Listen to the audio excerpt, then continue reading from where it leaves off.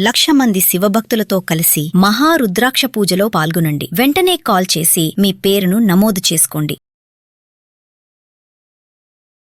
నమస్తే భారతి గారు. నమస్తే రాధా. భారతి గారు ఒక విషయం చెప్పారండి. ఏదో తాగితేనో ఏమో చేస్తేనో ఏదో కేర్లెస్ గా ఉంటేనో హెల్త్ ఇష్యూస్ వస్తాయి, ముఖ్యంగా లివర్ చెడిపోతుంది అని చెప్పారు. కాదట, అందరం ఇలాగే అనుకుంటాం కదా, బాగా తాగామంటే లివర్ చెడిపోతుందని. భారతి గారు ఏమంటారు తెలుసా, బాగా కుళ్ళుకుంటే లివర్ చెడిపోతుందట. ఏంటి ఇలా అంటున్నారో ఒకసారి భారతి గారిని అడిగి తెలుసుకుందాం. ఏంటి భారతి గారు, నాకు ఆ వీడియో చూసాక లేదండి బాబోయ్, కాదు మీరు అన్నది చూసే పబ్లిక్ నేను అన్నాను అనుకుంటారు. అది నేను అనలేదు, మీరు అనలేదు, నేను చెప్పాను అంతే. మీరు అన్నది 100% కరెక్ట్ అండి. నిజంగానే మామూలుగా అందరి దృష్టి ఏంటి, రే నువ్వు మందు బాగా తాగమంటే లివర్ చెడిపోద్ది. ఈ లివర్ అనేది మనం తీసుకునే ఫుడ్ లేకపోతే మనం తీసుకునే ఏమైనా డ్రింక్స్తోనో లివర్ చెడిపోతుంది అనుకుంటాం. మీరు అన్నారు కుళ్ళుకుంటే. ఇంకా ఈ లెక్కకు వస్తే భారతి గారు 99% అందరికీ లివర్ చెడిపోవాల్సిందే పోయే ఉంటుంది, ఎల్ఎఫ్టీ చేస్తే తెలుసు కదా. ఎవరండి కుళ్ళుకొని వాళ్ళు? ఎదిరింటోళ్ళు, పక్కింటోళ్ళు, ఇంట్లో వాళ్ళు, అక్కలు, అన్నలు, తమ్ముళ్ళు, కొందరి ఇళ్లలో అమ్మలు కూడా. నిజంగా చెప్పాలి, కుళ్ళికి తరతాం భేదాలు లేవు. అబ్బా కరెక్ట్ గా చెప్పారు. సో చాలా కరెక్ట్ గా చెప్పారు. అసలు ఇలా ఎఫెక్ట్ పడుతుందండి, అంటే మామూలుగా ఒక మనిషి కుళ్ళుకుంటే వాళ్ళకే ప్రాబ్లం. యాక్చువల్గా ఇదేంటంటే, ఒక author body keeps the score అని ఒక బుక్ రాశారు. అందులో ఆయన ఏంటంటే, మనలో ఉండే ఎమోషన్స్ ఉంటాయి కదా, రకరకాల ఎమోషన్స్ ఉంటాయి. భయం ఉంటుంది, ఆవేశం ఉంటుంది, జలసీ ఉంటుంది, ఇట్లా నానా రకాల ఎమోషన్స్, సాడ్నెస్ ఉంటుంది, ట్రామాస్ ఉంటాయి. ఇలాంటి ఎమోషన్స్ అన్నిటినీ మనం ప్రాసెస్ చేసుకోవడము, లేకపోతే ఎక్స్ప్రెస్ చేసుకోవడము, అంటే వెంట అవుట్ చేయకుండా మనలోనే గనక సప్రెస్ చేసేసి ఉంచేస్తే కొంతకాలానికి ఆ ఎమోషన్స్ స్లోగా మన బాడీలో ఉండే ఆర్గన్స్ని డ్యామేజ్ చేస్తాయి అని చెప్పారు. అంటే ఏంటంటే, చాలా మంది ఆ బుక్ చదివాక ఏమనుకుంటారంటే, ఆ ఎమోషన్ డైరెక్ట్గా వెళ్ళి ఆ ఆర్గాన్ని డ్యామేజ్ చేస్తుంది అనుకుంటారు. కానీ అట్లాగా ఉండదు అనమాట. ఆ ఎమోషన్ని సప్రెస్ చేసినప్పుడు మన బాడీ ఎఫెక్ట్ అవ్వడం స్టార్ట్ అవుతుంది. ఎట్లా? మనలో ఇమ్యూనిటీ తగ్గిపోద్ది, రకరకాల డెఫిషియన్సీస్ వస్తాయి. సో వీటన్నిటి వల్ల నెమ్మదిగా ఆ పర్టికులర్ ఆర్గన్ డ్యామేజ్ అవుతుంది. అంతేగాని ఒక పర్టికులర్ ఒక ఎమోషన్కి ఒక ఆర్గన్ అంటూ ఉండదు. బట్ ఓవరాల్గా ఆయన కొన్ని సెట్ ఆఫ్ ఎమోషన్స్కి ఈ ఫలానా ఆర్గాన్కి లింక్ అంటూ ఆయన ఒక బుక్ రాశారనమాట, బాడీ కీప్స్ ద స్కోర్ అని. సో ఆ బుక్ చదివాకే నేను అదే చేశాను. ఈ లెక్కనైతే మనం ఇందాక అనుకున్నట్టు ఎంతో మంది, ముఖ్యంగా అండి మామూలుగా నేను ప్రతిసారి ఎప్పుడు ఒకటే చెప్తాను అనమాట, పాపం సింగిల్ మదర్ల మీద ఇంకా ఎక్కువ ఏడుకుంటూ ఉంటారు. ఎవరి బ్రతుకు వాళ్ళు బతుకుతూ ఉంటారు. కొంతమంది ఏంటంటే ఫ్యామిలీ ఉన్నా కూడా వాళ్ళ ఇంట్లో కష్టాలు కనపడకుండా పైకి నవ్వుతూ ఉంటారు. అది యాక్చువల్గా ఏడుపు కాదు రాదా, దాన్ని మీరు అలా చూస్తారు. కానీ మేము కౌన్సిలర్స్ మేము ఎలా చూస్తామంటే, ఆవిడ చేయగలుగుతుంది సింగిల్గా ఉండి, మేము ఇద్దరంగా ఉండి చేయలేకపోతున్నామే, ఓకే అలా ఉంటుంది. అది కుళ్ళు కాదు. సో అప్పుడు ఏం చేయాలంటే వీళ్ళు ప్రౌడ్గా ఫీల్ అవ్వాలి. ట్రూ, ఖచ్చితంగా ప్రౌడ్గా ఫీల్ అవ్వండి, ఎవ్వరు బాధపడకండి. నిజం మీరు చెప్పింది మాత్రం. సో ఏంటే మామూలుగా అంటూ ఉంటారు, అంటే నేను ఇప్పుడు ఎందుకు ఈ టాపిక్ సింగిల్ మదర్ గురించి వచ్చింది కాబట్టి నేను చెప్తున్నాను. ఎవరికి చెప్పుకోవాలో వాళ్ళకి ఏది తెలియక వాళ్ళల్లో హెల్త్ ఇష్యూస్ ఎక్కువ వస్తూ ఉంటాయి. ఖచ్చితంగా, బికాస్ ఎమోషన్స్ వాళ్ళు వెంట అవుట్ చేసుకోరు కదా, చేసుకోరు కాబట్టి. కొంతమంది చెప్తారు రాత్రి అయితే దిండు తడిచిపోతుంది అని. సింగిల్ మదరే కాదమ్మా, ప్రతి ఆడవాళ్ళకి ఉంటుంది. మగవాళ్ళు కూడా ఏడుస్తున్నారా? అది అంటే మగవాళ్ళని మనం కండిషనింగ్ చేసాం చిన్నప్పటి నుంచి, మీరు ఏడవకూడదు, మగపిల్లలు కింద పడ్డా కూడా ఎందుకు ఆడపిల్లలాగా ఏడుస్తున్నాం అని మనం సోషల్ గా కండిషనింగ్ చేసాం. కాబట్టి యాక్చువల్ గా డిప్రెసివ్ సిమ్టమ్స్ మేము రీసెర్చెస్ చూస్తే అమ్మాయిల కన్నా అబ్బాయిలకి ఎక్కువ. ఎందుకంటే ఆడపిల్లలకి అట్లీస్ట్ షేర్ చేసుకోవడానికి ఫ్రెండ్స్ ఎవ్వరు దొరకలేదు అనుకోండి, పని అమ్మాయితో అయినా షేర్ చేసుకుంటారు. కరెక్ట్ గా అది గదులు చుమ్ముతూ ఉన్నంతసేపు ఉంటారు. సో వీళ్ళకి అమ్మాయిలకి ఎక్స్ప్రెసివ్ ఉంటుంది, ఎవరో ఒకరితో షేర్ చేసుకోవడానికి ఉంటుంది అవకాశం. కానీ అబ్బాయిలకు ఉండదు. అబ్బాయిలు నలుగురు కలిస్తే కూడా వాళ్ళ ఎమోషన్స్ ని షేర్ చేసుకోవడము, వాళ్ళ భయాలు బాధలు షేర్ చేసుకోవడము ఇవన్నీ ఉండవు.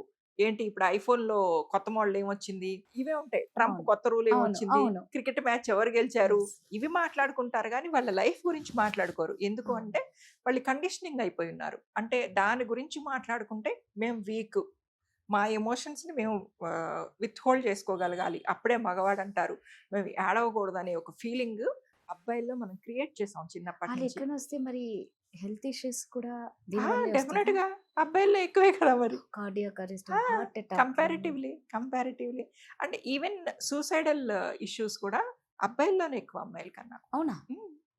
అందరూ అనుకుంటారు అమ్మాయిలు చాలా వీక్, అమ్మాయిలు వల్నరబుల్ అని. కాదు. మీరు రేట్ చూస్తే ఈ జెండర్ మధ్యలో ఉన్న రేటు అబ్బాయిల్లోనే సూసైడల్ ఇష్యూస్ ఎక్కువ. అయితే మీరు అంటూ ఉంటే మీరు పేరెంటింగ్ గురించి బాగా చెప్తారు కాబట్టి, ఇప్పుడు పిల్లలు చిన్నప్పటి నుంచి మనం దీన్ని ఏమన్నా అంటే ఇది నిజంగా చాలా బాధాకరమైంది. ఎందుకంటే మనం ప్రతిదీ ఏదైనా చిన్నప్పటి నుంచి నేర్పిస్తే ఖచ్చితంగా వాళ్ళకి అది అలవాటు అవుతది. వాళ్ళకొస్తది. హ్మ్. అప్పుడు పేరెంటింగ్‌గా ఒక పేరెంట్స్ ఏం చేయాలి దీన్ని? అంటే ఇది నిజంగా ఇది చిన్న విషయం కాదు కదా! హ్మ్. సో, హెల్త్ ఖరాబ్ మొత్తం అయిపోతదది. ఏ అవును. విధంగా నువ్వు కుళ్ళుకున్నా అవుతది, నువ్వు బాధపడుతున్నా అవుతది, నువ్వు ఎక్స్‌ప్రెస్ చెయ్యకపోయినా అవుతది. అవును. ఈ ప్రతిదానికి ఇది ఉన్నప్పుడు మన పిల్లలకి పిల్లల్ని ఎలా? చిన్నప్పటి నుంచి ఏంటంటే వాళ్ళ ఎమోషన్స్‌ని ఎక్స్‌ప్రెస్ చేసేంత కంఫర్టబిలిటీ మీరు క్రియేట్ చేయగలగాలి ఫస్ట్ ఆఫ్ ఆల్. వాళ్ళు ఏదైనా అమ్మ అని చెప్పడానికో, లేదా నాన్న అని చెప్పడానికో వస్తే, "పోరా నాకింకా పప్పు అవ్వలేదు" అనో, లేతే వాళ్ళ నాన్నేమో ఏ ల్యాప్‌టాప్ ఒళ్ళో ఏసి కూర్చొని, "నాకిప్పుడు ఇనేంత టైం లేదు అవతలకెళ్ళిపో" అంటే పిల్లలు ఏం చేస్తారంటే, ఓహో! నాకు ఎమోషన్స్‌ని ఎక్స్‌ప్రెస్ చేయడానికి ఇంట్లో సరైన వాతావరణం లేదు అని ఎయిదర్ వాళ్ళు సప్రెస్ చేసుకుంటారు. హ్మ్. లేదు రెండోది ఏం చేస్తారంటే రాంగ్ ప్లేస్‌లో ఎక్స్‌ప్రెస్ చేస్తారు. ఎక్కడ? వాళ్ళ వయసున్న తోటి పిల్లల దగ్గర. హ్మ్. ఇప్పుడు మీరందరూ ఒకటే ఏజ్ గ్రూప్ కాబట్టి, ఆ పక్కన అదే సేమ్ ఏజ్ గ్రూప్ ఉన్న పిల్లలు ఏం అడ్వైస్ ఇవ్వగలుగుతారు? అదే తల్లిదండ్రి అయితే మీకన్నా పెద్దవాళ్ళు, మిమ్మల్ని కన్నవాళ్ళు, కరెక్ట్. మీకన్నా కొంచెం ఎక్కువ జీవితం చూసిన వాళ్ళు కాబట్టి వాళ్ళు మీకు అడ్వైస్ చేయగలుగుతారు. సో, ఈ ఎమోషన్స్‌ని ఎక్స్‌ప్రెస్ చేసే విధానంలో అమ్మాయికి, అబ్బాయికి మధ్యలో డిఫరెన్స్ చూపించకూడదు. ఇద్దరు ఒకటే. ఒకవేళ అబ్బాయి ఏమన్నా ముభావంగా ఉన్నా కూడా ఇట్ ఈస్ ఓకే. మనసులో ఏం జరుగుతుందో చెప్పు నాన్న అని తల్లి గాని, తండ్రి గాని దగ్గరకు తీసుకొని, వాడు పోనీ ఏ చెల్లి ముందో, అక్క ముందో చెప్పడానికి ఫీల్ అవుతున్నా గూడా విడిగా అయినా తీసుకెళ్ళి మాట్లాడడం. ఆ తర్వాత అక్కెట్లాగో నువ్వు కూడా అట్లాగే. అక్క చెప్తుంది కదా! నువ్వు కూడా చెప్పు. చెల్లి చెప్తుంది కదా! నువ్వు కూడా చెప్పు అని ఆ ఎమోషన్స్‌ని ఎక్స్‌ప్రెస్ చేయించటం నేర్పించాలన్నమాట. అలా జరగని పక్షంలో నేను ఇందాకన్నట్టు ఆ 'బాడీ కీప్స్ ద స్కోర్' అనే బుక్‌లో ఈ చైల్డ్ అబ్యూజెస్, ట్రామాస్ ఇట్లాంటివన్నీ ఫేస్ చేసే వాళ్ళకి బ్రెయిన్ ఎఫెక్ట్ అవుతుందంట. ఆ తర్వాత విపరీతమైన కోపము, యాంగర్ ఇష్యూస్ ఉండే వాళ్ళకేమో నెక్ ఎఫెక్ట్ అవుతుందంట. అండ్ ఆ తర్వాత మాట్లాడేది కూడా చాలా మంది ఊరికే అబద్ధాలు ఆడేస్తా ఉంటారు. అవును. లేకపోతే ఒక మాటకి 2 మాటలు కలిపించి కలిపి. చెప్తా ఉంటారు. వాళ్ళకి థ్రోట్ ఇష్యూస్ వస్తాయంట. అండ్ ఎప్పుడు కూడా ఒక రకమైన దిగులు, చాలా లాంగ్ స్టాండింగ్‌గా విచారం అది ఏదైనా గానివ్వండి, హ్మ్. ఎలాంటి విచారమైనా హ్మ్. మీ చైల్డ్‌హుడ్ నుంచి గనక క్యారీ చేస్తా ఉంటే హ్మ్. దానికి లంగ్స్ ఎఫెక్ట్ అవుతాయంట. అండ్ ఈ ఎమోషనల్ ఇష్యూస్ ఉంటాయి కదా! రిలేషన్‌షిప్స్‌లో బ్రేకప్స్ గానివ్వండి, మ్యారేజెస్‌లో బ్రేకప్స్, లేకపోతే పేరెంట్స్ బ్రేకప్స్ చూడడం, ఇలాంటి ఎమోషనల్ ఇష్యూస్ వల్లేమో హార్ట్ ఎఫెక్ట్ అవుతుందంట. తర్వాత కుళ్ళుకుంటే హ్మ్. ఇందాక మనం యెస్. అనుకున్నట్టు ఎవరినైనా చూసి ఆ! అబ్సెసివ్‌గా ఫీల్ అవుతున్నా, లేకపోతే బాగా జెలసీగా ఫీల్ అవుతున్నా, హ్మ్. వాటన్నిటి వల్ల లివరు, ప్యాన్‌క్రియాసు ఇవి ఎఫెక్ట్ అవుతాయంట. ఇంకొకటి భయం. ఈ భయం వల్ల కిడ్నీ అండ్ క్యాన్సర్ వస్తాయి. యెస్. So, correct. ఎప్పుడూ కూడా ఈ అండ్ యాంగ్జైటీ ఏమైనా ఉందనుకోండి, మీరెప్పుడైనా కొంతమంది నోటీస్ చేసుంటారు. వాళ్ళకి యాంగ్జైటీ రాగానే సడెన్‌గా మోషన్‌కెళ్ళాలనిపిస్తుంది. అవును. అవును. సో, గట్ మీద ఈ యాంగ్జైటీ ఇవన్నీ కూడా కనిపిస్తాయన్నమాట. స్ట్రెస్ అండ్ యాంగ్జైటీ వల్ల ఓవరాల్‌గా గట్ ఎఫెక్ట్ అవుతుంది. సో, మన బాడీ అనేది మన ఎమోషన్స్‌ని రిఫ్లెక్ట్ చేస్తూ ఉంటుందన్నమాట. ఆ ఎమోషన్స్‌ని ప్రాపర్ వేలో వెంట్ ఔట్ చేసుకోకపోతే, దాన్ని ప్రాసెస్ చేసుకోకపోతే, షేర్ చేసుకోకపోతే, అది అమ్మాయి అయినా, అబ్బాయి అయినా కూడా హ్మ్. అసలు సోషల్‌గా కండిషనింగ్ చేయనే వద్దు. ఈ మధ్య రీసెంట్‌గా ఒక యాడ్ కూడా చూసా నేను. నాకు వాళ్ళది ఏదైనా అడ్రెస్ దొరికితే మెయిల్ చేద్దామా అనిపించింది. ఆ బాబు రోడ్డు మీద పడిపోయి దెబ్బ తగిలి కామ్‌గా ఇంటికొచ్చి వాళ్ళ అమ్మకి చెప్తూ ఉంటాడనమాట. "అమ్మ నేను రోడ్డు మీద పడిపోయాను. దెబ్బ తగిలింది. కానీ బయట ఏడవలేదు. హ్మ్. కరెక్టే చేశాను గదా!" అననొస్తే అప్పుడు వాళ్ళ అమ్మ హగ్ చేసుకున్నాక వాడు ఏడుస్తాడు. "ఎందుకు రోడ్డు మీద పడిపోయావు?" అదే అమ్మాయి అయితే బేరం అనేదే గదా! యెస్. అప్పుడు అమ్మ దట్స్ ఓకే నాన్న రోడ్డు మీద పడ్డావు. నీకు దెబ్బ తగిలింది.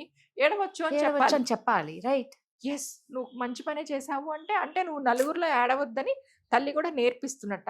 సో, మనకు తెలియకుండానే యాడ్ క్రియేటింగ్‌లో గూడా ఈ జెండర్ ఫీలింగ్స్ చూపిస్తారు. సో, ఇవన్నీ చూసి పిల్లలు ఓకే. అయితే అబ్బాయిలం ఏడవకూడదనమాట. You are a human being yes. First. నిజంగా ఇది చాలా ఇంపార్టెంట్ అండి. హ్మ్. చిన్నప్పటి నుంచే పేరెంట్స్ చాలా చెప్పాలి ఇలాంటివి. లేకపోతే నిజంగా మీరన్నట్టు ఏ ఒక్క రోజులోనో క్యాన్సర్, ఏ ఒక్క రాదు. రోజులోనో ఒక్క లంగ్స్ రోజులో ఇన్ఫెక్షన్ ఇవి ఇప్పుడు రావు. ఇవన్నీ నేను చెప్పిందేంటంటే, ఇవాళ ఎదురింటి ఆవిడ కొత్త చీర కట్టుకుందని కుళ్ళిపోతే, రెండో రోజు ఎల్ఎఫ్‌టి తేడా వస్తదని కాదు. అది. కొంత కాలానికి ప్రొలాంగ్డ్‌గా మనం హ్మ్. ఎమోషన్స్‌ని సప్రెస్ చేస్తే ఆర్గన్స్ డ్యామేజ్ అవుతాయి. రైట్. సూపర్. థాంక్ యూ అండి. వెల్కమ్.